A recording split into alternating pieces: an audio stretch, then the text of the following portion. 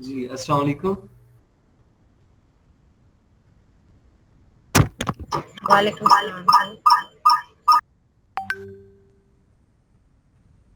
आप सबने hope so assignment बनाई होगी। जिस जिसने असाइनमेंट बनाई है सेंड कर दे, मैं डिस्कस करूं, फिर नेक्स्ट टॉपिक स्टार्ट करते हैं।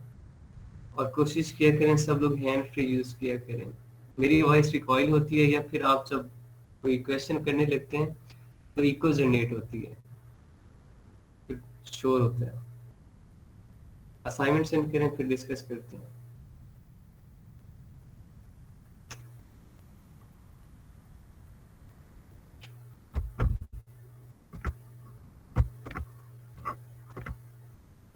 और हाँ, एक और बात का खास कर रखें, जो मैं यहाँ असाइनमेंट देता हूँ ये सिर्फ फजूल नहीं असाइनमेंट होती, सिर्फ टाइम वेस्ट नहीं करवाता मैं आप लोगों का।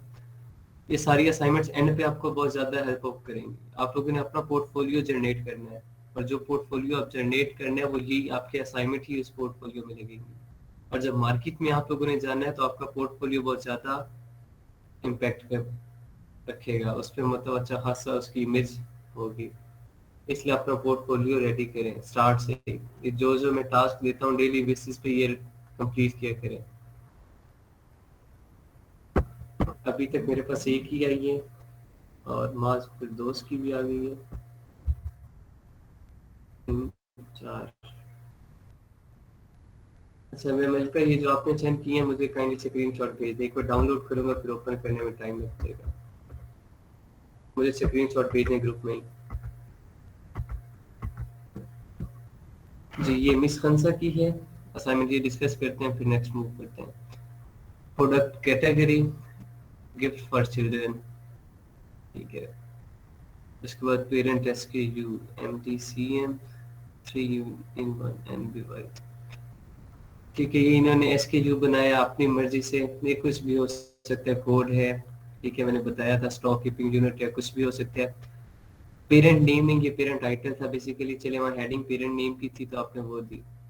बेसिकली ये होते पेरेंट टाइटल ही है। Mini dream automobile, no need of battery, 3 in 1, having soft night light projector, sound effect and classical music, ठीक है। ये आपका पेरेंट हो गया। और चाइल्ड आपने बनाई white blue green new born में, और इनफैक्ट वाइट ब्लू ग्रीन हो गया, और टोटलर के लिए वाइट ब्लू ग्रीन, ठीक है। मतलब साथ आपने एज भी लिख दी कि न्यू बॉर्न है, इनफैक्ट है या टोटलर है, और फिर 3 कलर हो गए।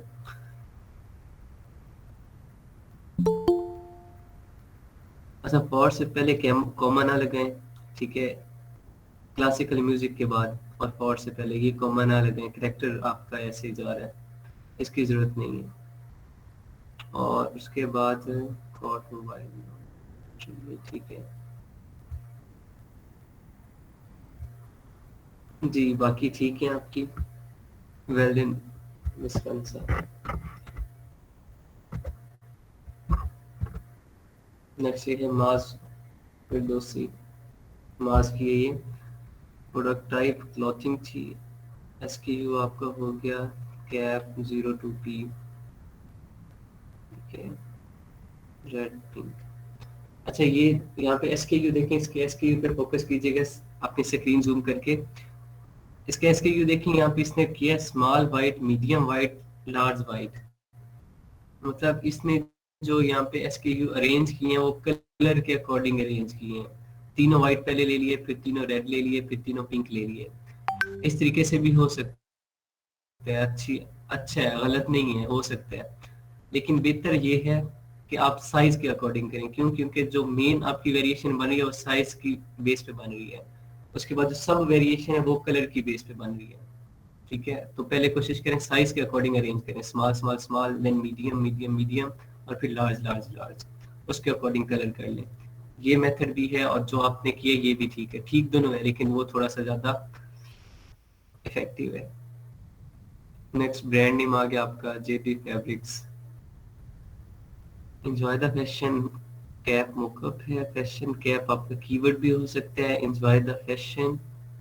अच्छा, एंजॉय द फैशन आपका मोकअप है। उसके बाद कैप है, वॉशेबल, कंफर्टेबल और वूल की है। कैरेक्टर आपके टाइटल में कम है, जो मैंने लिमिट बताई थी 150 टू 170 वो पूरी होनी चाहिए, ठीक है। और मटेरियल ठीक है, कंफर्टेबल के बाद कॉमा ना लगाएं।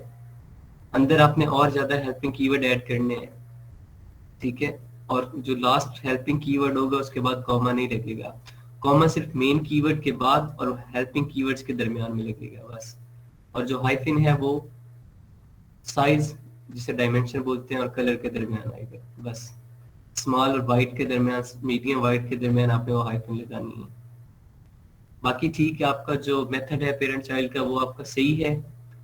बस एक चीज का ख्याल रखें कि इसमें आप करेक्टर इंक्रीज करें, 150 टू 170 होने चाहिए, आपके करेक्टर पूरे नहीं है। बाकी रूल्स जो थे वो फुलफिल हैं, और पेरेंट चाइल्ड जो था कॉन्सेप्ट वो भी आपका क्लियर है, ठीक है।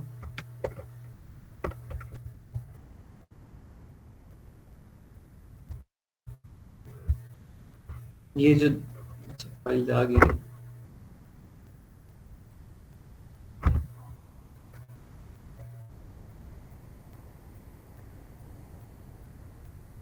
जो दो फाइल्स रहती हैं वो लास्ट में डिस्कस करता हूँ। दोनों फाइल ओपन करके मुझे कोई स्क्रीनशॉट सेंड कर दीजिए ग्रुप में, क्योंकि यहाँ मैं ओपन करूंगा फिर मुझे ये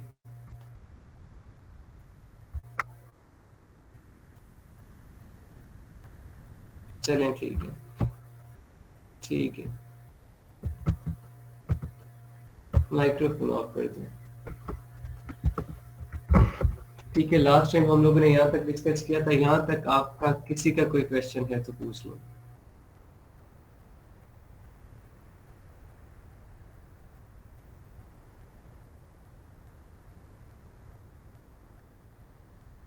किसी का कोई क्वेश्चन नहीं है? सर ये सबसे जो ऊपर पे लाइन एक शो हो रही है इसको किस तरह लिखना है? कौन सी, ये वाली जो मैंने हाईलाइट की, ये वाली या इससे ऊपर वाली? सर ये टेम्पलेट जहाँ पे मतलब ये फैब्रिक वगैरह की सारी डिटेल है ना, उससे ऊपर प्रोडक्ट नेम से ऊपर जो मतलब काफी सारा अच्छा, नहीं ये आप लोगों ने, हाँ ये लिखना नहीं है, ये बस फाइल का कोड था, ठीक है। जो फाइल सेलर सेंटर से डाउनलोड की थी उसका एक कोड है, उसका लिंक है, इसे आपने कुछ नहीं लिखना। ये जब मैं ये पूरा टेम्पलेट सेंड करूंगा वो सिर्फ एक आइडेंटिफायर है और कुछ नहीं है, आपका उससे लेना देना कुछ नहीं है, ठीक है। ओके सर जी।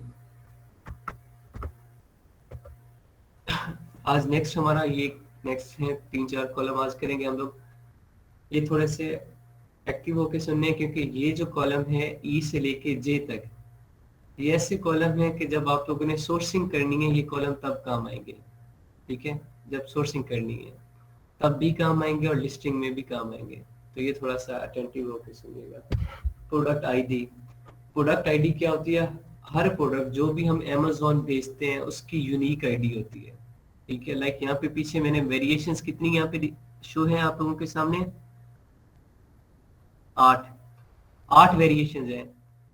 जो प्रोडक्ट आईडी होती है वो पेरेंट टाइटल की नहीं होती, पेरेंट की नहीं होती, ये याद रखिएगा। प्रोडक्ट आईडी सिर्फ चाइल्ड्स की होती है, आईडी सिर्फ चाइल्ड्स की होती है। क्यों? क्योंकि पेरेंट रियल में प्रोडक्ट एग्जिस्ट ही नहीं करता। पेरेंट टाइटल जो है, जो पेरेंट है वो सिर्फ आईडी है, वो रियल में एग्जिस्ट नहीं करता। कोई ऐसा प्रोडक्ट, यहाँ पे टी शर्ट है, कोई ऐसी टी शर्ट एग्जिस्ट करती है जिसका कोई कलर ना हो, कोई साइज ना हो? ऑब्वियसली नहीं करती। हर टी शर्ट का कोई ना कोई साइज, कोई ना कोई कलर होता है। तो जो पेरेंट टाइटल है वो सिर्फ आइडिया होता है प्रोडक्ट का, वो रियल में एग्जिस्ट नहीं करता। जो चाइल्ड होते हैं ये रियल में एग्जिस्ट करते हैं। इट्स मीन कि जो हमारे चाइल्ड होते हैं यहाँ पे प्रोडक्ट के, वो हम अमेज़न में भेजते हैं। यहाँ पे मेरे पास लेट्स सपोज, मैं ज्यादा चाइल्ड की बात नहीं करता, सिर्फ 2 की, स्मॉल वाइट की और स्मॉल ही ब्लैक की, 2 चाइल्ड की बात करते हैं ताकि समझाना आसान हो जाए। यहाँ पे स्मॉल वाइट और मीडियम वाइट जो पहले 2 हैं, ये 2 मेरे पास लेट्स सपोज 2 चाइल्ड थे, बाकी सबको एक बार भूल जाएं। 2 हैं स्मॉल वाइट और मीडियम वाइट। अब इन दोनों को जब मैंने अमेज़न भेजना है तो इनकी कोई ना कोई क्वांटिटी में भेजूंगा। लाइक मैं 50 पीस भेजता हूँ, 100 पीस भेजता हूँ, 200 पीस भेजता हूँ, वो बाद में बताता हूँ कितने पीस भेजने हैं। जब मैं कोई ना कोई क्वांटिटी भेजूंगा तो उस क्वांटिटी को जज करने के लिए, आइडेंटिफाई करने के लिए अमेज़न मुझसे कोई ना कोई आईडी नंबर तो मांगेगा ना, कि यार उसे कैसे पता चलेगा कि ये प्रोडक्ट मैं भेज रहा हूँ? आइडेंटिफिकेशन के लिए कोई ना कोई आईडी होगी इस प्रोडक्ट की। अब जो स्मॉल वाइट होगा उसकी आईडी अलग होगी, जो मीडियम वाइट होगा उसकी आईडी अलग होगी, जो नीचे और कोई वेरिएशन होगी उसकी आईडी अलग होगी। जितनी वेरिएशंस होंगी, जितने चाइल्ड होंगे, उतनी आईडीज होंगी। इसकी अगर और आसान तरीके से समझाऊं तो आपकी जो फैमिली होती है, आप सबका आईडी कार्ड मोस्टली जो तो यंगस्टर हैं 18 प्लस है उनका आईडी कार्ड बना होगा आप लोगों का। फादर का आईडी कार्ड नंबर अलग होता है। आईडी कार्ड क्या होता है, आईडी कार्ड नंबर क्या होता है, आइडेंटिफिकेशन नंबर होता है जिसे हम CNIC बोलते हैं। ठीक है, CNIC। मैं यहाँ पे एक चीज रिपीट कर रहा हूँ, ये फर्दर काम आएगी। CNIC होता क्या है, आईडी नंबर होता है। फादर का अलग होता है, मॉम का अलग होता है, भाई बहनों का अलग होता है, सबका अलग होता है। कभी किसी का सेम नहीं हुआ आईडी नंबर। सेम जहाँ पे जितने भी प्रोडक्ट होंगे, चाहे एक ही फैमिली से क्यों ना बिलोंग कर रहे हो, एक ही पेरेंट से क्यों ना बिलोंग कर रहे हो, सब का जो आईडी नंबर होगा वो अलग होगा। ठीक है। अब Amazon ये हमें आईडी नंबर देता है। जिस तरह हम नादरा जाते हैं तो आईडी नंबर हमारे डिफरेंट होते हैं। अगर हम रियल लाइफ की बात करें तो हमारा CNIC होता है, पासवर्ड नंबर होता है जो, ठीक है, सेम ही होता है ऑलमोस्ट। और उसके बाद ये जो इंडिया में चल रहा है, पाकिस्तान में तो नहीं चल रहा, आधार कार्ड होता है, उसका भी एक नंबर होता है। सिमिलरली Amazon पे भी इस प्रोडक्ट आईडी की डिफरेंट टाइप्स हैं। ठीक है, 4 से 5 टाइप्स हैं, लेकिन जो मोस्टली यूज होती है वो होती है ASIN। ठीक है, Amazon standard identification number. Product ID की डिफरेंट टाइप्स हैं, जिस तरह CNIC, पासपोर्ट नंबर, ठीक है, आधार कार्ड नंबर, इस तरह डिफरेंट नंबर्स होते हैं। और आईडी नंबर किसी का सेम नहीं होता। जो मेरा आईडी कार्ड नंबर है, जो मेरा CNIC नंबर है, वो पूरे पाकिस्तान में किसी और का नहीं होगा, वो सिर्फ मेरा है। सिमिलरली Amazon चाहे जितना बड़ा है, जो एक प्रोडक्ट का आइडेंटिटी नंबर है वो जो मुझे अलाउड हुआ है, जो मेरा प्रोडक्ट है, जो मुझे आईडी नंबर अलॉट हो गया, वो किसी और का नहीं होगा पूरी दुनिया में। GTIN की यहाँ पे बेसिकली ये जो नंबर्स होते हैं जिसे हम प्रोडक्ट आईडी बोल रहे हैं, इन्हें हम क्या बोलते हैं, GTIN, global trade item number. ये ग्लोबल ट्रेड आइटम नंबर कहलाते हैं। इन नंबर्स की बेस पे हम वर्ल्ड वाइड ट्रेडिंग कर सकते हैं। जो इंटरनेशनली तिजारत होती है वो हम GTIN की बेस पे करते हैं। ग्लोबल ट्रेड आइटम नंबर कहलाते हैं, can be use by a company to uniquely identify its trade item. ठीक है, कोई भी कंपनी अपने प्रोडक्ट को आइडेंटिफाई करने के लिए यूज करती है। GS1 defines the trade item as product or services that are priced, ordered or invoiced at any point in the supply chain। अब सप्लाई चेन होती है कि मैन्युफैक्चरर बनाते हैं, जो डिलीवरी वाले होते हैं वो डिलीवर करते हैं, जो रिसीवर होता है वो रिसीव करता है। तो ये पूरी इसमें एक प्रोसेस होता है कि पहले प्रोडक्ट बना, फिर सर्विसेज हमने यूज की, उसकी प्राइस वगैरह हुई, इनवॉइस जनरेट हुई, अमाउंट पे कर दी, और देन हमें क्या हुआ, प्रोडक्ट रिसीव हुआ। एक पूरी चेन होती है। इस चेन को जो भी रन कर रहा होता है वो GS1 है, जो इस ट्रेड को डिफाइन करता है। ठीक है, GS1 कोड है ग्लोबली। अब इसकी जो सबसे पहली टाइप है GTIN की, जो प्रोडक्ट आईडी की पहली टाइप है, उसे हम बोलते हैं universal product code, UPC, universal product code. ये 12 डिजिट कोड होता है। द यूनिवर्सल प्रोडक्ट कोड, ठीक है, is a barcode symbolize that is widely used in the United State, Canada, Europe, Australia, New Zealand and other countries for tracking trade item in store. UPC in countries में use होता है, US में, Canada, Europe, Australia, New Zealand में। इन countries में और कुछ और countries हैं लाइक जर्मनी हो गया और 2-3 और हैं, उन कंट्रीज में UPC यूज होता है। ये 12 डिजिट कोड होता है। ये मिक्सचर होता है नंबर्स का और अल्फाबेट्स का, UPC। देन है यूरोपियन आर्टिकल नंबर। ये 13 डिजिट का कोड होता है, EAN बोलते हैं इसे। इसका मतलब है यूरोपियन आर्टिकल नंबर। ये इंट्रोड्यूस हुआ था एक इंस्टीट्यूट में, GS1 ने ही किया था इसे। इसका भी एम बेसिकली यही था कि जो वर्ल्ड वाइड ट्रेडिंग है उसे हैंडल किया जाए। ठीक है, पहले स्टार्ट में 2009 में ये 13 डिजिट कोड बन गया था। उससे पहले इसके जो डिजिट थे, मे भी ज्यादा हो मे भी कम हो। European article number, universal product code, 2 types हो गई। जो थर्ड टाइप है, ये हम डायरेक्ट अपने प्रोडक्ट के लिए यूज नहीं करते, ये हम अपने सॉफ्टवेयर के लिए यूज करते हैं, या कोई बुक सेल आउट करनी हो। ठीक है, कोई आर्टिकल है, कोई बुक है या कोई सॉफ्टवेयर है, उससे सेल आउट करना हो तो हम ये यूज करते हैं product ID, international standard book number. ठीक है, ISBN बोलते हैं इसे। ये 10 डिजिट कोड है। ठीक है, और दिसंबर 2006 में था। फिर उसके बाद 2007 में ये भी 13 डिजिट कोड बन गया। और ये किस लिए यूज होते हैं? अपनी बुक्स वगैरह को सेल आउट करने के लिए। अमेजोन पे बुक्स वगैरह भी सेल आउट कर सकते हैं सॉफ्ट फॉर्म में, ठीक है, बस उसका एक प्लेटफॉर्म अलग होता है। उसके बाद अपना कोई सॉफ्टवेयर आप लोगों ने सेल आउट करना है, या कोई ऐसा मतलब लाइसेंस बेस्ड आप कोई टूल यूज कर रहे हैं वो सेल आउट करना चाह रहे हैं, तो उसके लिए आप ये यूज करेंगे ISBN। उसके बाद जो मेन यूज होता है, जो सबसे ज्यादा यूज होता है, Amazon स्टैंडर्ड आइडेंटिफिकेशन नंबर। ये Amazon खुद जनरेट करता है, ठीक है, और इससे अपने प्रोडक्ट Amazon आइडेंटिफाई करता है। 10 डिजिट कोड है ये, अल्फा न्यूमेरिक होता है, इसमें अल्फाबेट्स भी होते हैं, नंबर्स भी होते हैं। ये मैं ऑलरेडी बता चुका हूँ कि Amazon में प्रोडक्ट को आइडेंटिफाई करने के लिए यूज होता है कि फलां प्रोडक्ट फलां आदमी का है या फलां बिजनेसमैन का है।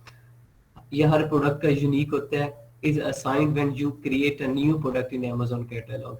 जब आप Amazon पे जाके न्यू प्रोडक्ट अपलोड करने लगते हैं, उसकी प्रोडक्ट लिस्टिंग करने लगते हैं, तो वहां जाके ये हमें Amazon standard identification number put करना पड़ता है। उसके बाद ये है FNSKU। ये FNSKU होता है, ये fulfilment network stock keeping unit होता है, ठीक है। ये SKU है, लेकिन ये फुलफिलमेंट नेटवर्क SKU है। जब हमने फुलफिलमेंट करवानी होती है, फुलफिलमेंट का सिर्फ मैं अभी टच दूंगा, उसे थोड़ा सा ज्यादा डिटेल में नहीं जाऊंगा, क्योंकि फुलफिलमेंट हमने डिटेल में पढ़नी है। फुलफिलमेंट का मतलब ये है कि हमने अपना प्रोडक्ट डिलीवर कैसे करवाना है। मैं यहाँ पाकिस्तान बैठा हूँ, बिजनेस में अमेरिका करवा रहा हूँ, तो मैंने अपना प्रोडक्ट, जो कस्टमर मुझे ऑर्डर करेंगे, मैंने उन तक प्रोडक्ट पहुंचाना है। उसका कोई ना कोई मेथड होगा। उसका मेथड ये होगा, या तो मैं Amazon की सर्विसेज इस्तेमाल करूँ, Amazon को कहूँ कि आप मेरा प्रोडक्ट उठाएं और फलां एड्रेस तक भेज दें, ठीक है। और दूसरा तरीका क्या होगा कि मैं खुद अपना नेटवर्क जनरेट करूं और वहां से प्रोडक्ट उठा के डिफरेंट डिलीवर एरियाज में डिलीवर करूं। ये दो मेथड हो सकते हैं, इनके अलावा तीसरा तो ऑप्शन नहीं है कोई। ये पॉसिबल तो है नहीं कि मैं खुद जाके अमेरिका और डिलीवरी करता। फिर मतलब ये दो मेथड होते हैं, fulfilment network stock keeping unit. तो इसके लिए भी हमें SKU चाहिए होता है, वो भी हमें मिलता है। और ये 5 थी GTI हैं। इसमें जो सबसे ज्यादा यूज होने वाली है वो ASIN, Amazon standard identification number, और UPC, यूनिवर्सल प्रोडक्ट कोड। आप इन दोनों में से कोई भी यूज कर सकते हैं। क्यों? क्योंकि ये USA में यूज हो रहा है, कनाडा में भी यूज हो रहा है, जर्मनी में भी यूज हो रहा है, न्यूजीलैंड ऑस्ट्रेलिया में भी यूज हो रहा है। तो आप UPC भी यूज कर सकते हैं और ASIN भी यूज कर सकते हैं।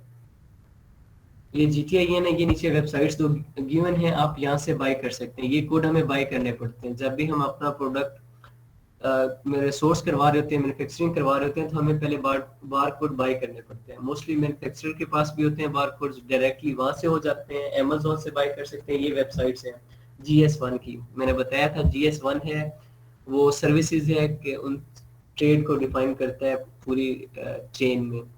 और उसके बाद नेशन वाइड बार कोड है।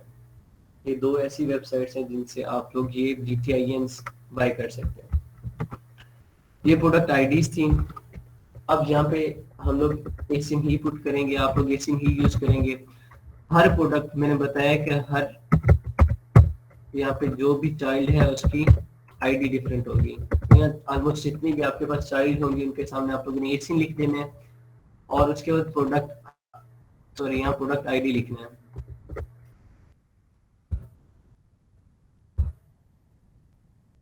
प्रोडक्ट आईडी क्या मैंने बताया कि ASIN क्या है, अल्फा न्यूमेरिक है, मतलब इसमें अल्फाबेट्स भी है, नंबर भी है, मिक्सचर है। तो ये मैं रैंडमली खुद से जनरेट कर रहा हूँ। हालांकि ये वेबसाइट से हमें बाय करनी पड़ती है, ठीक है। दो वेबसाइट्स वगैरह मैंने दे दी हैं, आप उन पे जाएंगे, सिंपल आप लोगों के सामने पैकेजेस आ जाएंगे कि 2 बार कोड आपको इतनी प्राइस में मिल जाएंगे, ऑफर्स चल रही होती है। 3 बार कोड आपको इतनी प्राइस में मिल जाएंगे डिस्काउंट के साथ, ठीक है। 4 बार कोड आपको 25% डिस्काउंट के साथ मिल जाएंगे। इस तरह की ऑफर चल रही होती है, आप वहां से बार कोड बाय कर सकते हैं डायरेक्टली। अब प्रोडक्ट आईडी और प्रोडक्ट आईडी टाइप में थोड़ा सा डिफरेंस है। और डिफरेंस क्या है?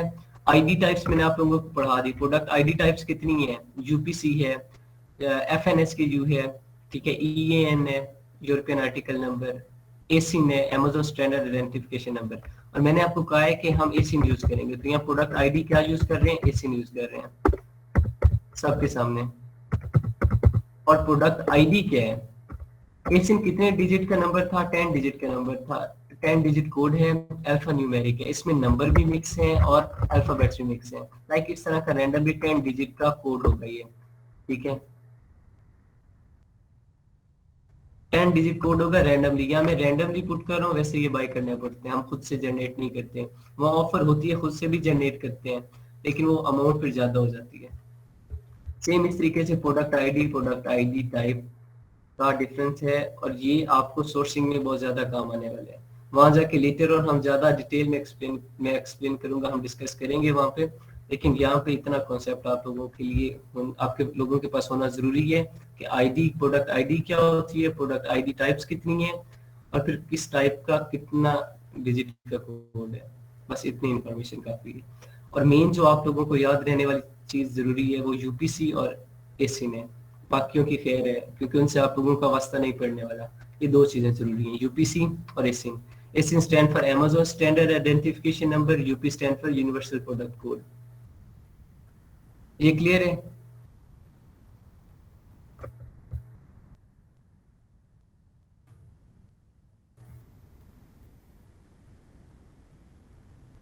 जी। नेक्स्ट है item type keyword. Item type keyword क्या होता है? जो आप लोग मेन कीवर्ड, जिसे मैंने बोला था कि ये आपकी नीश कहलाती है।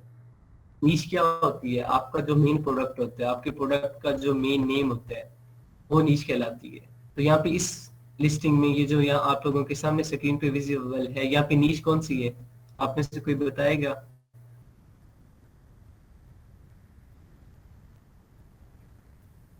Young fabrics. क्या चीज? Young fabrics. वो तो ब्रांड है, ब्रांड है वो तो। मैंने नीश बोली है। नीश क्या होता है? आपका मेन कीवर्ड होता है। Sir T shirt. जी, टी शर्ट है। नीश आपका मेन कीवर्ड जो होता है उसे नीश बोलते हैं। जो आपका प्रोडक्ट होता है, प्रोडक्ट का जो डायरेक्ट नेम आपके माइंड में आता है, प्रोडक्ट को देखते साथ जो आपके माइंड में नेम आता है, उसे हम नीश बोलते हैं। यहाँ पे ये छोटा कॉन्सेप्ट दे रहा हूँ सिर्फ बात समझाने के लिए। हंटिंग में नीश एक बहुत बड़ी बला बन जाएगी। बला से मुराद वो एक जो छोटा सा लफ्ज होगा, उस पे हम इतना एनालिसिस करेंगे कि वो हमें एक छोटा लफ्ज सोने जैसा लगने लग जाएगा। उस एक लफ्ज पे हमने बहुत ज्यादा डीपली एनालिसिस करना है, पता नहीं कितने टूल्स पे करना है, पता नहीं कितने प्लेटफॉर्म पे करना है, डिफरेंट सॉफ्टवेयर यूज करते हुए। तो नीश सिर्फ इतना आइडिया दे रहा हूँ अभी कि कोई भी प्रोडक्ट जिसे देखते साथ फौरन उसका नेम आपके माइंड में जो आता है वही नीश कहलाती है। ठीक है, लाइक टी शर्ट था तो ये मेन कीवर्ड था। अब बाकी देखिए यहाँ पे लिस्टिंग में, मशीन वॉश, आयरनेबल, ओ नेक, लॉन्ग स्लीव, कैजुअल कॉटन, इनसे पता नहीं चल रहा कि प्रोडक्ट कौन सा है। लेकिन टी शर्ट ऐसा कीवर्ड है, उससे डायरेक्ट पता चल रहा है कि यार ये प्रोडक्ट टी शर्ट है, डायरेक्ट प्रोडक्ट की इमेज आ रही है। बाकी हेल्पिंग कीवर्ड से ये प्रोडक्ट नहीं हमारे माइंड में आ रहा।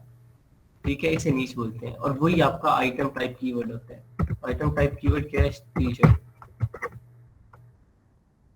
यहाँ आप लोगों ने सबके सामने टी शर्ट लिख देना है, और ये आपका यहाँ पे पेरेंट के सामने भी आएगा। क्वांटिटी और ये प्राइस वगैरह पेरेंट के सामने नहीं आएगी। ठीक है, स्टैंडर्ड प्राइस और क्वांटिटी, ये चीज और ज्यादा सोर्सिंग की तरफ आप लोगों को ले जाएगी। सोर्सिंग में ये बहुत ज्यादा आप लोगों को काम आने वाली है। स्टैंडर्ड प्राइस क्या होती है? ऐसी प्राइस जिस प्राइस पे आप अपना प्रोडक्ट सेल आउट करेंगे। ठीक है, उसे हम स्टैंडर्ड प्राइस बोलते हैं। मैन्युफैक्चरिंग प्राइस की बात नहीं कर रहा मैं, ये नहीं कह रहा कि आप कितने में खरीदोगे, मैं ये कह रहा हूँ आप कितने में बेचोगे, उसे हम स्टैंडर्ड प्राइस कहेंगे। क्वांटिटी क्या होती है? कि आप कितना प्रोडक्ट मैन्युफैक्चर करवा के अमेज़न भेज रहे हैं। जो आप लोगों के बिजनेस को इनहेंस करता है, जो आपके बिजनेस को स्टेबलाइज करता है, आप लोगों को प्रॉफिट जनरेट करके देता है, वो ये स्टैंडर्ड प्राइस और क्वांटिटी, दो फैक्टर है। ये बहुत ज्यादा मैटर करते हैं आपके बिजनेस को स्टेबलाइज करने में, आपके प्रॉफिट मार्जिन को इनहेंस करने में। जब भी आप लोग हंटिंग करते हैं तो स्टैंडर्ड प्राइस पे फोकस करना है।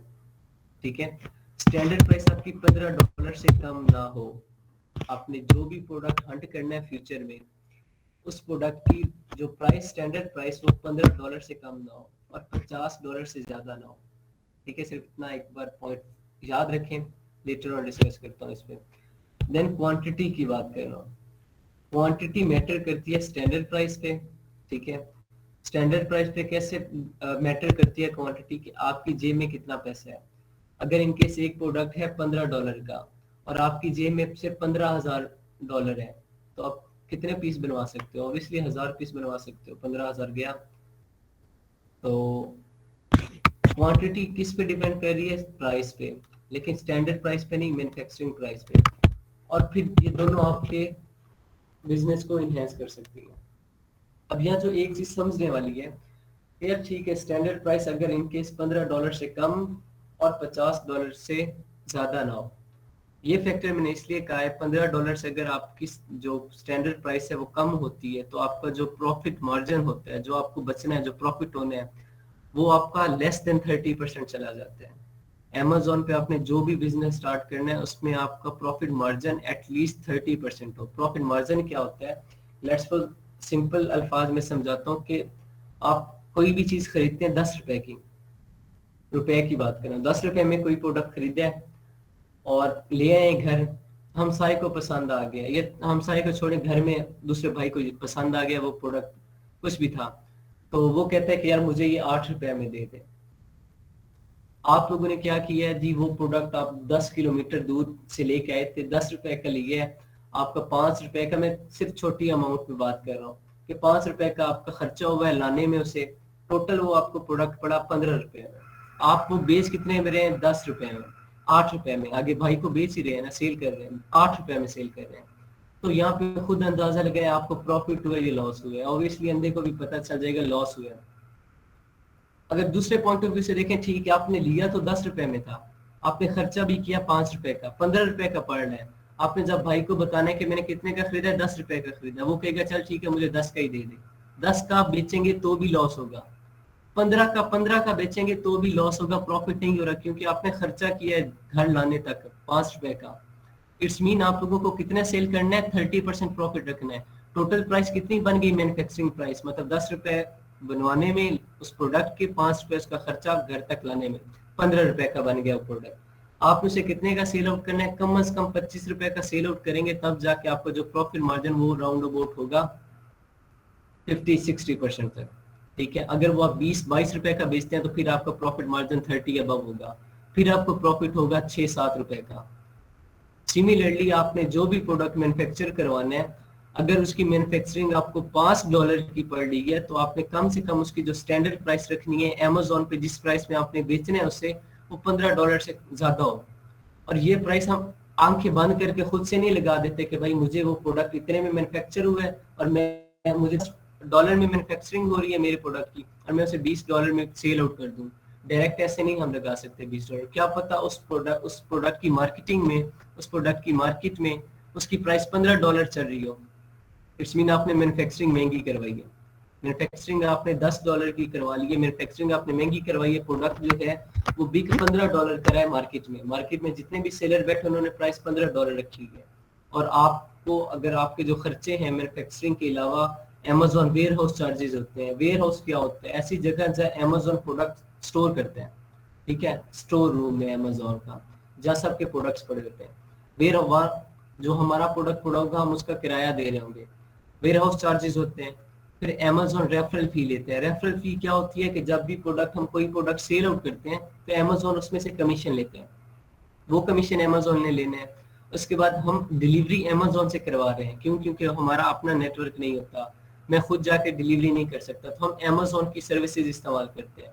Amazon पर प्रोडक्ट मुझसे $1-2 वो डिलीवरी के चार्जेस भी ले लेते हैं, उससे हम FBA बोलते हैं, FBA charges, fulfilment bye Amazon, वो भी Amazon ले लेता है। तो मतलब मेरा प्रोडक्ट मुझे पड़ रहा है $16 में और वहां मैं बेच $15 में रहा हूँ, स्टैंडर्ड प्राइस की मैं सिर्फ बात कर, तो फिर क्या होगा? कौन कहेगा कि मुझे फायदा हो रहा है उस बिजनेस में? मुझे फायदा नहीं हो रहा। इट्स मीन हम जब हंटिंग करेंगे तो वहाँ स्टैंडर्ड प्राइस का फैक्टर बहुत ज्यादा फोकस में रखना है, और फिर जब सोर्सिंग करेंगे तब भी ये जो स्टैंडर्ड प्राइस वाला फैक्टर है, तब सोर्सिंग के वक्त में हमारे माइंड में होगा कि पहले हंटिंग कर चुके होंगे, बाद में सोर्सिंग करेंगे। जब पहले हंटिंग हो चुकी होगी, हमें मार्केट में पता होगा कि इस प्रोडक्ट की प्राइस कितनी चल रही है, $20 चल रही है, $25 चल रही है, $30 चल रही है। अगर इनके $30 चल रही है तो हम जब सोर्सिंग की तरफ आएंगे तो एक माइंड में होगा कि यार $30 का मैं बेच सकता हूँ प्रोडक्ट, $30 तक बेच सकता हूँ। तो मतलब सोर्सिंग में कोशिश करो सस्ती से सस्ती हो। अगर प्रोडक्ट आपको $5 में मैन्युफैक्चर हो रहा है, एक सिंगल प्रोडक्ट $5 में मैन्युफैक्चर हो रहा है, उसके खर्चे मिला के $10 का बन गया। अगर वो $10 का बन गया, पीछे आपका प्रॉफिट मार्जिन कितना है? $20 का है प्रॉफिट मार्जिन। ठीक है, गुड हो गया, मतलब आप अच्छा चल रहे हो, आपका प्रोडक्ट बहुत अच्छा हंट हो गया, आपकी सोर्सिंग बहुत अच्छी होगी। ठीक है, और सोर्सिंग और हंटिंग के वक्त जो हमने एक और मेन फैक्टर रखना है माइंड में, वो लेटर ऑन क्वांटिटी पे बताता हूँ।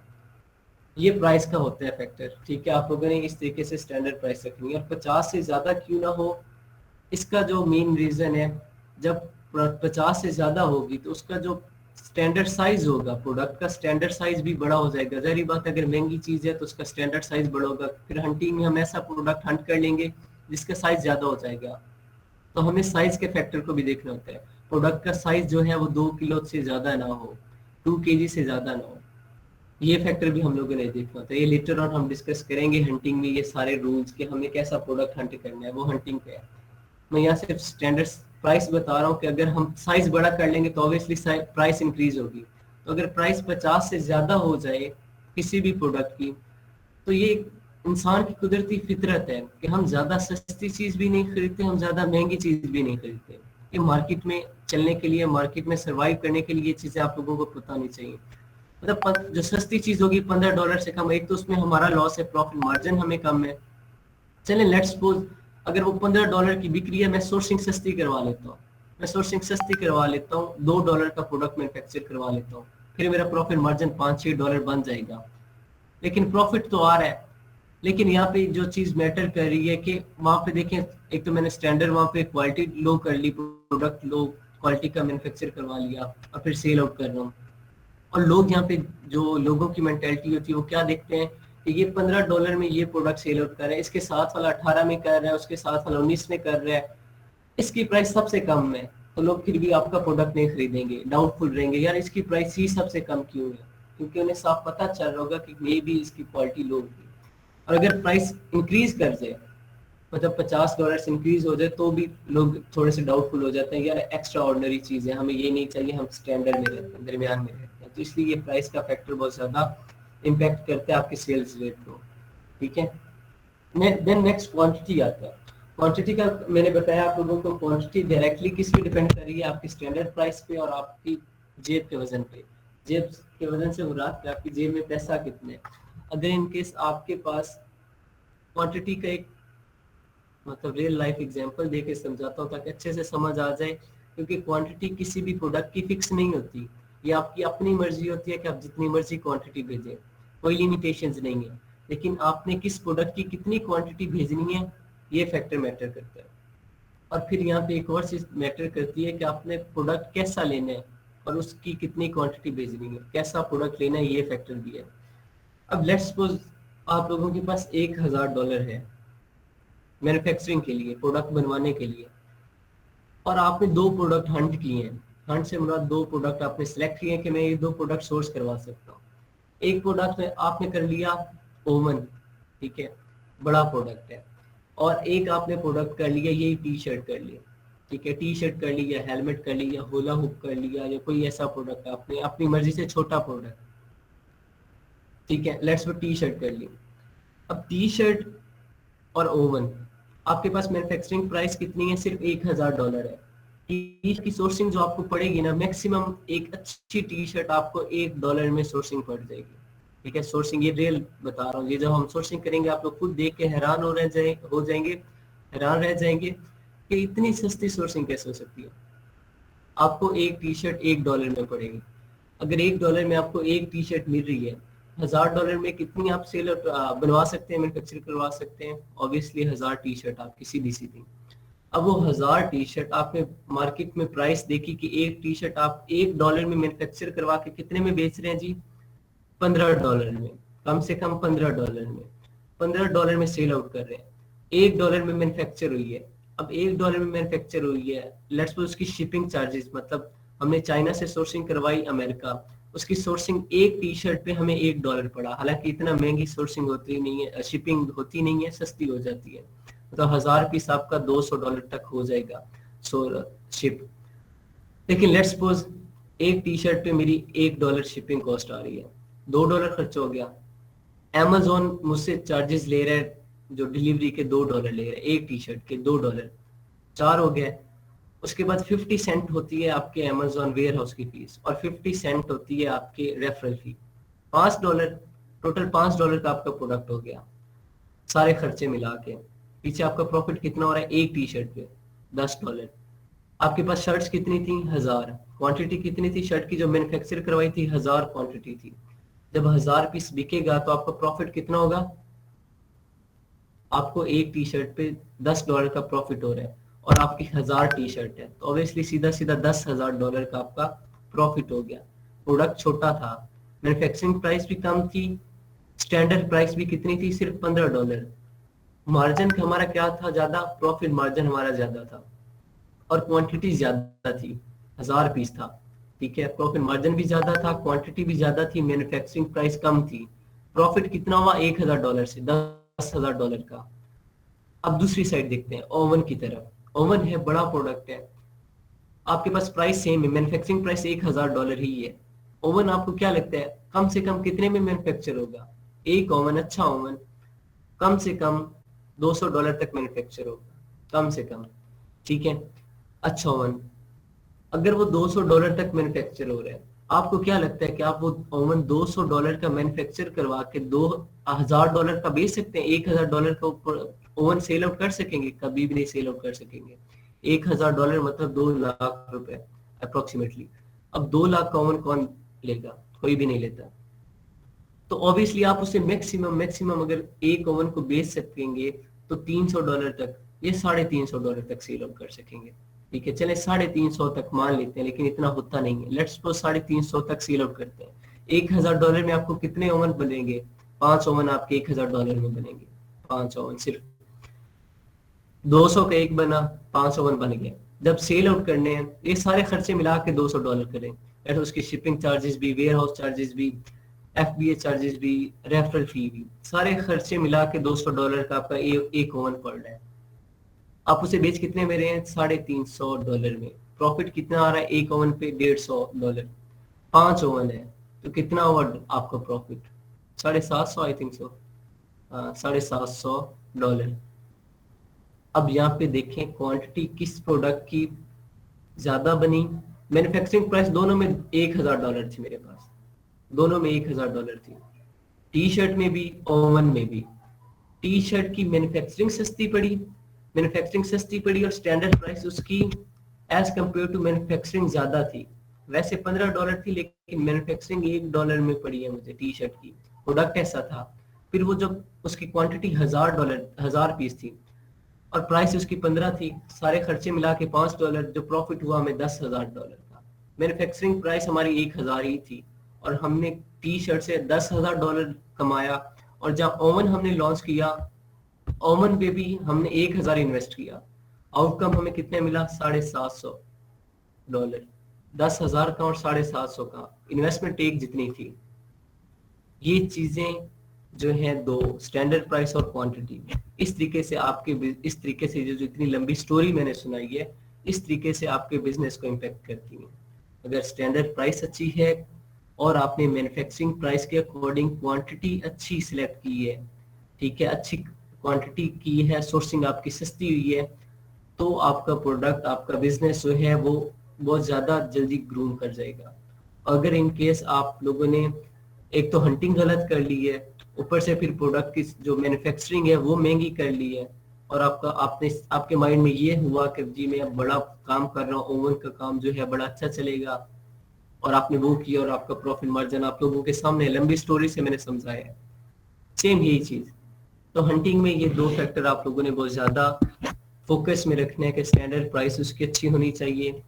और जब हम क्वांटिटी, जब सोर्सिंग चेक करेंगे तो सोर्सिंग में आप लोगों ने उसकी मैन्युफैक्चरिंग प्राइस चेक करनी है कि हम क्वांटिटी के अकॉर्डिंग मैन्युफैक्चरिंग प्राइस हो। अगर क्वांटिटी 1000 पीस बनवा रहे हैं तो उसके अकॉर्डिंग जो उसकी मैन्युफैक्चरिंग प्राइस हो कम से कम हो, ठीक है। और चाइना हमें ये अपॉर्चुनिटी दे रहा है, चाइना के पास A to Z क्वालिटी का प्रोडक्ट होता है। हम उसे कहेंगे ना कि एक सिंगल प्रोडक्ट हमें 50 सेंट का बना के दो, वो बना के देंगे। हम कहेंगे वही प्रोडक्ट $10 का बना के दो, वो बना के देंगे। उनकी ना नहीं है, उनके पास A to Z क्वालिटी है। ये सारी चीजें हम सोर्सिंग में चेक करेंगे। ये था स्टैंडर्ड प्राइस और क्वांटिटी। आज हम लोगों ने डिस्कस किया product ID types, item type, keyword, standard price और क्वांटिटी।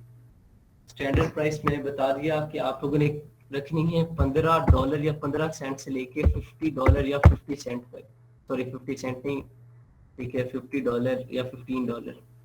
उसके बाद क्वांटिटी, जब हम हंटिंग स्टार्ट करेंगे तो हम उससे पहले एक टॉपिक पढ़ेंगे माइक्रो पीएल। उसका थोड़ा सा अभी इंट्रो दे देता हूँ। माइक्रो पीएल का मतलब क्या होता है? ये एक बिजनेस टेक्निक होती है, ठीक है। माइक्रो पीएल एक बिजनेस टेक्निक है, ऑनलाइन बिजनेस टेक्निक। इसमें हम क्या करते हैं, लॉस से बचने के लिए कि यार मुझे नुकसान ना हो जाए, हम ज्यादा इन्वेस्टमेंट नहीं करते हैं। हम क्या करते हैं, पहले थोड़ी क्वांटिटी का प्रोडक्ट बनवाते हैं, मार्केट में लॉन्च कर देते हैं। अगर वो जल्दी बिक जाए तो और ज्यादा प्रोडक्ट बनवा के मार्केट में लॉन्च कर दिया। इसका फायदा क्या होता है, हमें पता चल जाता है कि मार्केट में प्रोडक्ट की डिमांड कितनी है और हमारा प्रोडक्ट कितनी देर में सेल आउट हो रहा है। अगर इनकेस मैं 300 प्रोडक्ट बनवाता हूँ, 300 प्रोडक्ट मुझे $300 में बन जाएंगे टी शर्ट के। अगर वो विद इन वीक मेरा 300 प्रोडक्ट निकल जाता है तो इट्स मीन मैं अगर 1000 प्रोडक्ट बनाता हूँ महीने का तो मेरा निकल जाएगा, ठीक है। कि एक वीक में अगर मेरा 300 निकल रहा है तो एक माह में मेरा 400 टी शर्ट्स निकल सकती हैं, पॉसिबिलिटी है। तो मैं 1000 पीस बनवा सकता हूँ उस प्रोडक्ट की, मुझे लॉस नहीं होगा फ्यूचर में। लेकिन मैं पहले टेस्ट करूंगा 300 प्रोडक्ट लॉन्च करके, 300 क्वांटिटी भेज के। अगर यही मैं डायरेक्ट 1000 पीस बनवा दूं और आगे प्रोडक्ट सेल ही ना हो, एक माह में सिर्फ 10-12 सेल्स आए या सिर्फ 300 सेल्स आए एक पूरे माह में, तो बाकी जो 700 होगा वो तो मेरे गले फिट हो जाएगा। उन 700 का तो किराया मैंने देना है कि वो अमेजोन वेयर हाउस में पड़ी है। उसके बाद वो उसकी लिस्टिंग जो हुई है उसका $40 मैंने हर माह अमेजोन को देना है, तो वो गले पड़ जाएगा वो पीस, ठीक है। फिर जब उसकी सेल्स नहीं होंगी तो फिर हम रोएंगे कि पीस सेल नहीं हो रहा। तो इस लॉस से बचने के लिए हम लोग क्या करते हैं, माइक्रो पीएल करते हैं कि पहले थोड़ी क्वांटिटी में प्रोडक्ट सेल आउट करते हैं, भेजते हैं, बिक गया तो फिर और भेज दिया। और ये जो टेक्निक होती है बहुत ज्यादा सक्सेसफुल होती है, इसमें पैसा डूबने का, ये लॉस का बहुत कम चांस होता है। तो इसलिए आप लोगों ने फ्यूचर में as a virtual assistant services देनी है या अपना बिजनेस करना है, एक बात फोकस में रखनी है कि जब भी करना है, जो मर्जी जितना मर्जी बेस्ट प्रोडक्ट हंट किया हो, जितना मर्जी बेस्ट प्रोडक्ट हंट किया हो, जितनी मर्जी बेस्ट सोर्सिंग हो, कभी भी ज्यादा क्वांटिटी में प्रोडक्ट डायरेक्ट लॉन्च नहीं करना। पहली बार ही डायरेक्ट ज्यादा क्वांटिटी नहीं भेजनी। अगर कोई छोटा प्रोडक्ट है, जैसे ये टी शर्ट है या इस तरह का कोई होला हुक या कोई टॉय हो गया या कोई वॉच हो गई, ऐसा कोई प्रोडक्ट होता है, तो कोशिश करें मैक्सिमम 300-350 तक क्वांटिटी भेजें, इससे ज्यादा ना भेजें। 350-300, बहुत ज्यादा करनी है तो 400 करनी है, इससे ज्यादा ना जाए। हाँ, अगर 300-400 पीस बिक जाता है 10 दिन में, आप बेशक अगली बार 500 कर लें, अगली बार क्वांटिटी थोड़ी सी इंक्रीज कर लें, लेकिन स्टेप बाय स्टेप। अगर पहली बार ही आप डायरेक्ट 1000 पीस भेजते हैं और अगर इन केस भाई बेशक अच्छी हंटिंग है, बेशक अच्छी सोर्सिंग है, बिजनेस है, बिजनेस का कुछ नहीं कहा जा सकता। ये अगर इनके दिन में अरूज पे है तो रात को जवाल भी हो सकता है, इसमें बिजनेस है। तो अगर इनके 1000 पीस भेजा, बेशक उस मार्केट में अच्छा खास चल रही थी, कंपटीशन चल रहा था, सेल चल रही थी, क्या पता आपसे कोई प्रोडक्ट बाई ना करे, न्यू सेलर होंगे ना आप पे, क्या पता कोई बाई ना करे, तो क्या पता वैसे ही मतलब उस प्रोडक्ट की डिमांड कम हो जाए, पॉसिबिलिटीज होती है ना, रियल टाइम कोई भी डिफिकल्टी फेस करनी पड़ सकती है। तो इसलिए क्वांटिटी हमेशा आप लोगों ने कम ही भेजनी है, ज्यादा क्वांटिटी नहीं भेजनी। 350 या 300 तक मैं लेट्स सपोज करता हूँ, 300 तक मेरे पास 3 वेरिएशंस थी, मैं 300 कर रहा हूँ। इसके अकॉर्डिंग आपको क्वांटिटी भेजनी है। स्टैंडर्ड प्राइस ऑलरेडी बता चुका हूँ, $15 से $50। अगर पाउंड में कर रहे हैं तो भी 15 से 50 पाउंड ही हो यूके, ठीक है। ये थे कुछ रूल्स एंड रेगुलेशन लिस्टिंग के, और कुछ थोड़ी सी डिस्कशन बताई फ्यूचर को लेके कि सोर्सिंग और हंटिंग के वक्त ये चीजें बहुत ज्यादा फोकस में रखनी है। अब ये चीजें इसलिए मैं डिस्कस कर रहा हूँ ताकि हंटिंग करना आप लोगों के लिए आसान हो जाए, जब फ्यूचर में सोर्सिंग करनी है वो ज्यादा आसान हो जाए। ये जो प्रोडक्ट आईडी टाइप है ये हमारे सोर्सिंग में काम आएंगे, ठीक है। 14 मिनट बढ़े। नेक्स्ट टॉपिक आज तो कवर होने वाला नहीं है, ठीक है, तो ये कल पे ही रखते हैं। ये नेक्स्ट टॉपिक है यहाँ से जे कॉलम से लेकर एस कॉलम तक।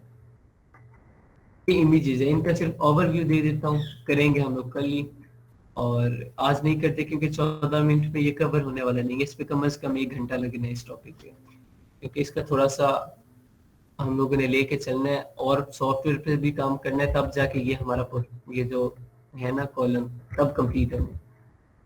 ये हम एक दो सॉफ्टवेयर और हैं उन पे काम करना है। तो मैं Amazon दिखा रहा था, amazon.com ही जाते हैं, .co.uk, ये यूके की वेबसाइट है, amazon.co.uk, ठीक है। डिलीवर टू चेंज करना मैंने आप लोगों को बताया, ये नेसेसरी है, ये लाजमी करना है जब एज अ सेलर काम कर रहे हो। एज अ बायर जो मर्जी हो, एज अ बायर आपको पता है कि आप अमेजोन से पाकिस्तान में कुछ बाय नहीं कर सकते, तो फिर मसला नहीं होता, लेकिन एज अ सेलर या एज अ वर्चुअल असिस्टेंट जब आप लोगों ने काम करना है तो ये डिलीवर टू लाजमी चेंज हो।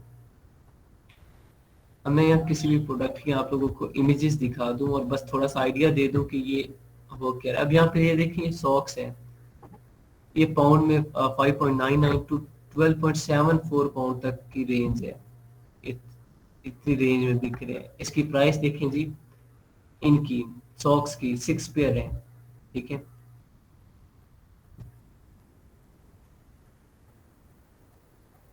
सिक्स पेयर है या 3 पेयर है, इसने लिस्टिंग वाले ने भी कमाल किया हुआ, 3 पेयर है और उसने लिखा हुआ 6 पेयर। 6 पेयर का मतलब होता है 12, मतलब 12 फीट्स की, इसने भी कमाल कर दिया। लेकिन इसकी प्राइस देखें जी, 8.99 अप टू 14.99 पाउंड, तकरीबन 9 पाउंड से लेकर 15 पाउंड तक प्राइस है। और इसकी मैन्युफैक्चरिंग पता कितने की हुई होगी, ये सॉक्स है, ये पूरे 3 पेयर जो पड़े हैं, पूरे 3 पेयर इससे मैक्सिमम 1.50 पाउंड में पड़े होंगे, तकरीबन $1.50 में पड़े होंगे। और बेस कितने में रहा है, तकरीबन 9 से 14 तक। डिफरेंट साइज वगैरह या कलर वगैरह के अकॉर्डिंग इसने प्राइस वेरिएशन रखी है, इसके पास different size and different colour है। अब यहाँ पे ये जो इमेजेस लगी हैं, ये ब्लैक, अब ब्लैक पे क्लिक किया, ब्लैक आ गई है, ठीक है। अब यहाँ पे इस ब्लैक के साइड पे ये तस्वीरें अलग हैं, ये इन पिक्चर्स पे फोकस करना, ये जो साइड पे चली, ये मेन इमेज, ये वाली तस्वीर जिस पे मैं कर्सर अभी लेके गया हूँ, ये वाली तस्वीर और ये वाली तस्वीर यहाँ जो इधर है, ये कलर नेम के नीचे, ये दोनों सेम नहीं है। गौर से देखिए ये वाली तस्वीर। आज ना आप लोगों का यही टास्क है कि आप लोगों ने Amazon ओपन करके ये देखना है कि जो यहाँ तस्वीरें लगी हैं, यहाँ वाली ये तस्वीर, और जब इस पे क्लिक करने के बाद जो सबसे पहली तस्वीर होगी वो सेम होगी, ये तस्वीर, उसके बाद बाकी नीचे चेंज होगी, उनमें फीचर्स डिस्कस किए होंगे।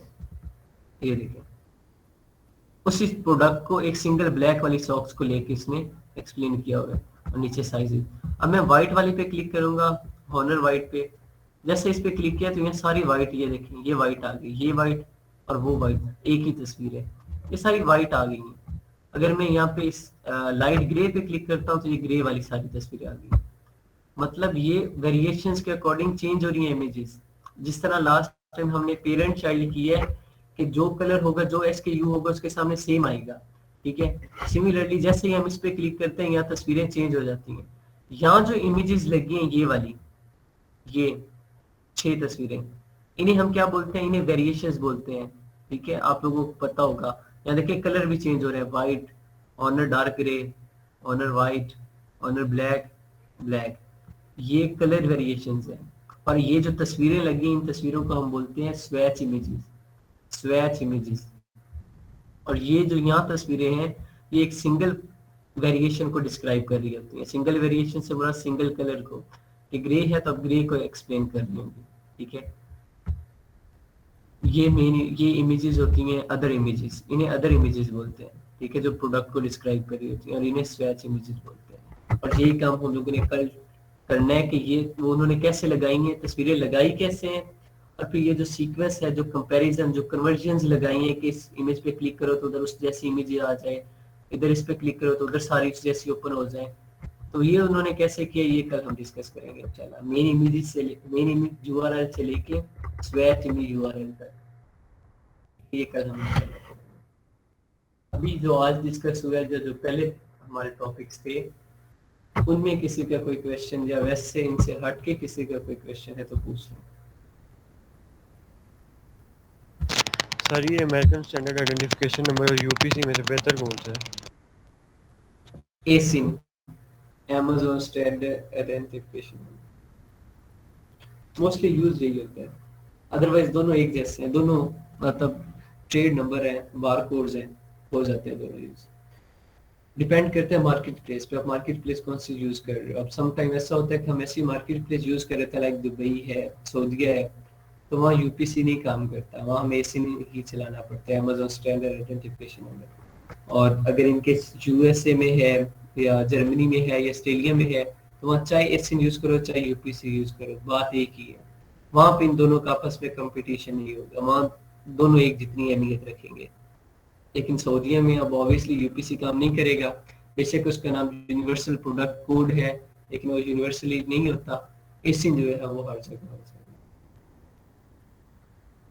ठीक है,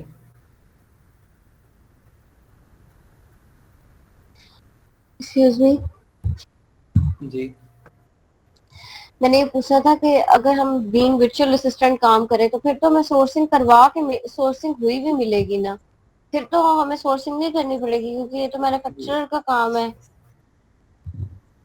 अच्छा क्वेश्चन है ये। अच्छा देखें, जब भी आपने वर्चुअल असिस्टेंट की सर्विसेज देनी है, हर बार जरूरी नहीं है कि आपको पका पकाया मिले। पका पकाया से मुराद हर बार जरूरी नहीं है कि आपको सेलर सेंटर रेडी मिले। समटाइम ऐसा होता है कि आपके पास ऐसा क्लाइंट आता है जिसके पास इन्वेस्टमेंट होती है, ठीक है, उसके पास सेलर सेंटर नहीं होता, लेकिन उसके पास अमेरिका की नेशनैलिटी है या उसके पास इतनी इन्वेस्टमेंट है कि वो अपना सेलर सेंटर बना सकते हैं पाकिस्तान में रह के, या इंटरनेशनल क्लाइंट है, यूके का या किसी और कंट्री का। वो क्या कहते हैं, आपको हायर करते हैं, आपको कहते हैं कि आप मेरे साथ ए टू जी चलो, प्रॉफिट बेस्ड काम कर लेते हैं। मेहनत तो आपकी होगी, पैसा मेरा होगा 40-60 पे या 30-70 पे, जहाँ पे आपकी कमीशन बार्गेनिंग के बाद डन होती है, आप उसके साथ वर्किंग स्टार्ट कर देते हैं। फिर आपको हर चीज ए टू जी करनी पड़ेगी। सेलर सेंटर वो बनवा लेगा, जैसे ही वो सेलर सेंटर बना लेगा आपको इन्फॉर्म करेगा, आपने हंटिंग करनी है खुद, हंटिंग करने के बाद सोर्सिंग भी खुद करनी है, सोर्सिंग के बाद लिस्टिंग भी खुद करनी है, लिस्टिंग के बाद आप लोगों ने पीपीसी कैंपेन भी खुद चलानी है, सारा काम खुद करना पड़ेगा रियल टाइम में। ठीक है, ये पॉसिबिलिटी भी है। और सम टाइम ऐसा भी होता है कि हर चीज रेडी है, प्रोडक्ट अमेजोन वेयर हाउस में पड़ा है, ऑलरेडी अकाउंट चल रहा है, ठीक है, और आपने जाके सिर्फ क्या करना होता है, बहुत ही ज्यादा करना है तो लिस्टिंग को ऑप्टिमाइज कर लेना होता है और पीपीसी कैंपेन रन करनी होती है और बस वो ऑर्डर प्लेसमेंट वगैरह करनी होती है। फिर काम आसान होता है, जब पक्का पकाया मिल जाए, खाना आसान होता है, बनाना मुश्किल होता है। तो जब सेलर सेंटर बना हुआ मिल गया, हर चीज रेडी है, बस उसकी आपके सेल्स उसे नहीं मिल रही, आपने उसकी सेल्स को बूस्ट करना है। अब सेल्स को बूस्ट कैसे करते हैं, लिस्टिंग को ऑप्टिमाइज कर देते हैं, पीपीसी कैंपेन रन कर देते हैं, और उसके बाद आपका एक ही काम होता है कि ऑर्डर प्लेस करना, बस बाकी वेला बैठना है। हाँ, जब इन केस महीने 2 महीने बाद उसका प्रोडक्ट खत्म होगा, फिर आपको सोर्सिंग करवानी पड़ेगी, करवानी फिर भी आपको पड़ेगी, मैन्युफैक्चरर आपको ढूंढना पड़ेगा। अगर इनकेस कोई मैन्युफैक्चरर उसकी नजर में है जो आपका क्लाइंट है, बेशक वो है, बार्गेनिंग आपको करनी पड़ेगी, ठीक है, बार कोड आपको लेके देना पड़ेगा, ऑर्डर उसे आपको देना पड़ेगा, आप उसे ऑर्डर देंगे और वो सारा सोर्स करेगा। ये सारी चीजें करनी पड़ती हैं। वर्चुअल असिस्टेंट है ना, सारे स्किल्स आने चाहिए, कुछ भी हो सकता है। ठीक है जी ठीक है। जी। और किसी का कोई क्वेश्चन? सर ये टेम्पलेट जो आपने भेजी है अभी वो डाउनलोड नहीं हो रही। वो इसमें एमएस एक्सेल करें, एमएस एक्सेल करें, उससे ओपन होगी। सर क्या करना है मैं इसका? एमएस एक्सेल कर लें या एमएस ऑफिस कर लें। प्ले स्टोर अगर अच्छा मोबाइल पे है तो प्ले स्टोर पे जाके एमएस ऑफिस डाउनलोड कर लें, ठीक है, उसमें सारी चीजें आ जाएंगी, क्योंकि हमें एमएस एक्सेल पे भी काम करना है, उसके बाद माइक्रोसॉफ्ट वर्ड पे भी काम करना है और पावर पॉइंट पे भी काम करना है। सम हो पावर पॉइंट पे काम नहीं होता है, लेकिन करना है, इन तीनों सॉफ्टवेयर पे हम लोगों ने काम करना है, लिस्टिंग में, हंटिंग में भी होगा। तो ये एमएस ऑफिस डाउनलोड कर लें। उसके बाद ये टेम्पलेट अगर फिर भी ओपन नहीं होता तो फिर मुझे बताइएगा, मैं ये टेम्पलेट आप सबको मिल गए? ये जिससे मैं पढ़ा रहा हूँ जिसपे, बेशक डाटा कोई और फिल लो लेकिन ये टेम्पलेट यही है। सर लिंक तो इसमें ये सेंड सारे किया है, अभी वो इंस्टॉल हो नहीं रहा। लिंक शेयर किए। सर ये ब्लैंक टेम्पलेट आई थिंक उसी का ही होगा। हाँ ब्लैक टेम्पलेट है। चले ठीक है।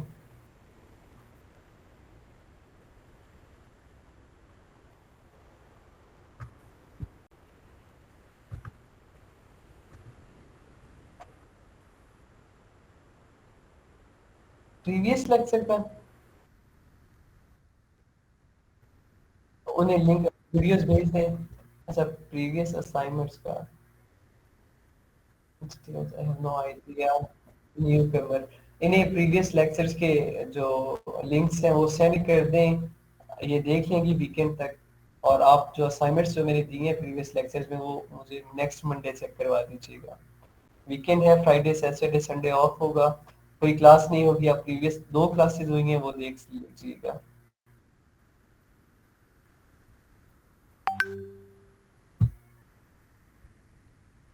किसी का और कोई क्वेश्चन है? बेशक टॉपिक से रिलेटेड या टॉपिक से हट के। जी ये थर्ड लेक्चर है जी। इससे पहले जो फर्स्ट वन था वो बिल्कुल सिंपल सा था, उसमें कुछ ज्यादा नहीं था, बस टाइटल बनाना सिखाया था। जो सेकंड वन था उसमें सिर्फ हमने पेरेंट चाइल्ड वेरिएशंस किए थे। ज्यादा कॉम्प्लिकेटेड काम नहीं था, 10-10 मिनट का काम था, बस यहाँ डिस्कशन में घंटा लग जाता है, वैसे 10 मिनट का काम होता है। किसी का कोई क्वेश्चन नहीं है तो क्लास एंड कर दें।